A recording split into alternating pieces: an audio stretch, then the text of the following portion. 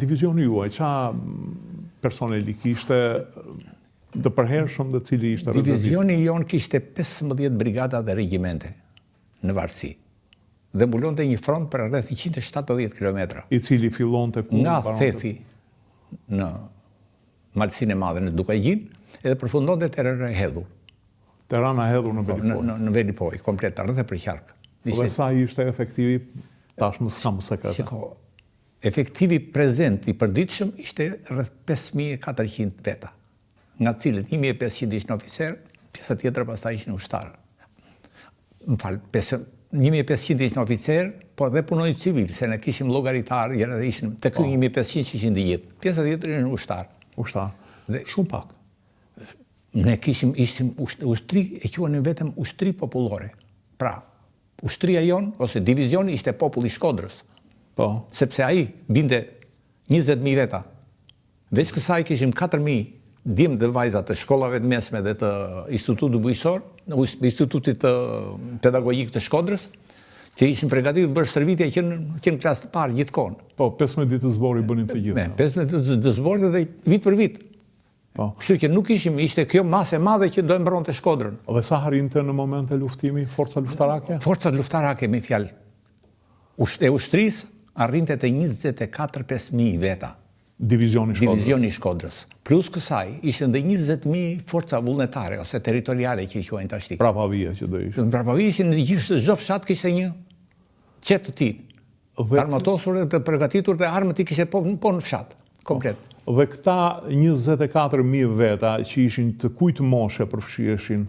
Zakonisht ne synonim që të kishim jo më shumë se 35-40 vjeç.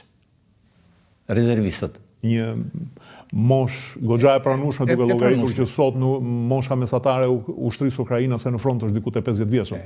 Sepse ne, ose kapaciteti i Shkodrës në vetvete në atë periudhë ishte që në shkollat e lira, se ne kishim shkollat lira për stërvitjen e gjithë masës, kishim akoma dhe 22.000 forca të lira, që nuk ishin të armatosur, nuk ishin një vend të caktuar ku kishin pushkën dhe uniformë. Do me thënë, në rast konflikti shkonte edhe 40.000 forca aktiva. Në rast se do konsumohesh kjo forcë, kishte një forcë tjetër që kishte 100 rezervist, dhe tashti ishte punëtor ose bujk, dhe ai stërvites përsëri, vit për vit, si forca rezervë.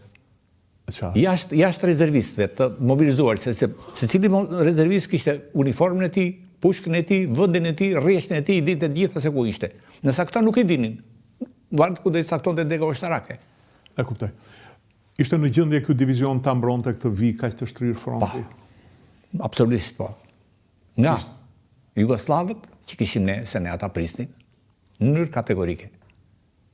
Pavarësisht propaganda jonë thoshte imperialistët amerikanë, edhe social-imperialistët sovjetik, por ne ata i prisnin vetëm në rast se rusët donin dilnin Adriatik, do vinin Amerikanë, NATO do vinte në krahun tjetër. Në asnjë rast tjetër ne nuk i prisnim ata. Pavarësisht çfarë fliste propaganda në vetvete. Ne armiq përballë kishim jugosllavët në veri dhe grekët në jug. Ishte në gjendje Jugoslavia ta thyente vijën e frontit? Mund ta thyente. Edhe mund ta thyente vende. Ky parasysh nga befasia nga të gjitha gjërat që mund të ndodhin. Por ashtu ishin të forcat për ta frenuar. Përveç kësaj ne, në drejtim të Jugosllavisë, kishim avantazhin e madh se kishim shqiptarë rreth e përqark. E qartë. Dhe do, si ishte kollaj të sulmohesh. Sa breza mbrojtës kishim? Ne kishim, se rregull, 2 breza mbrojtës. Që ishin të fortifikuar me bunker, pëmsoria, artillerie, transhe. Në këto 2 breza, secili kishte njeriu që do i vinte në vendin e caktuar. Veç kësaj, pastaj ishte një brez i tretë, në çik më thellë, që ishin qendrat e banuara, që mbroheshin nga forca vullnetare. Ose, në fjalë, dhe këto do luftonin edhe kundër aerodesantëve që mund të hidheshin në prapavi të forcave tona.